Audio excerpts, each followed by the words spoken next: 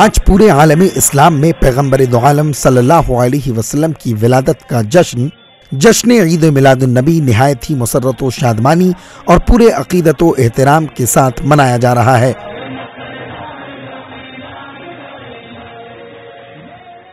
یوں تو ملک بھر میں رسول اکرم صلی اللہ علیہ وسلم سے محبت کرنے والے عقیدت مند اپنے اپنے طریقے سے خوشیوں کا اظہار کر رہے ہیں۔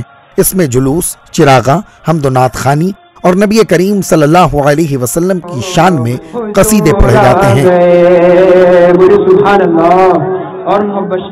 لیکن اتر پردیش کے کانپور شہر میں جشن میلاد النبی منانے کا اپنا الگ ہی ایک خاص انداز ہے۔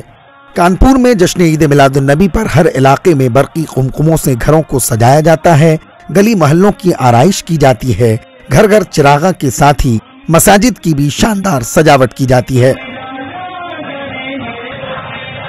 اس کی شہرت اس قدر ہے کہ اس جشن کا گواہ بننے کے لیے دور دور سے زائرین آتے ہیں اور اسے دیکھنے کے بعد ان کی زبان سے برملا تعریفیں نکلتی ہیں۔ ایسا ہو بھی کیوں نہ، کیونکہ کانپور میں جو معروف مساجد کے نقش بنائے جاتے ہیں وہ دیکھنے میں بالکل حقیقی معلوم پڑتے ہیں۔ قریب 25 سال سے ہم لوگ یہ پروگرام کر رہے ہیں۔ پہلے چھوٹے سطر پہ تھا، بڑے سطر پہ ہو گیا الحمدللہ۔ تقریباً 3 مہینے سے اس پہ لڑکے کام کر رہے ہیں اور قریب 25 سے 30 لڑکے کام کر رہے ہیں ریگولر۔ ڈرائنگ پہ اس کی عید کے بعد سے شروع ہو جاتی ہے اور ابھی 3 مہینے سے راتوں دن کام ہو رہا ہے اس پہ۔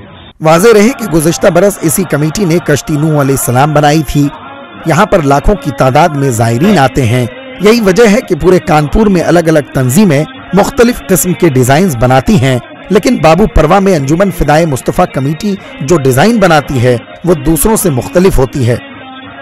اسی کا نتیجہ ہے کہ یہ کمیٹی مسلسل گزشتہ 4 برسوں سے نمبر 1 پر ہے اور بلا مقابلہ اسے فاتح قرار دیا جاتا ہے۔ ETV بھارت کے لیے کانپور سے محمد عرفان کی خصوصی رپورٹ۔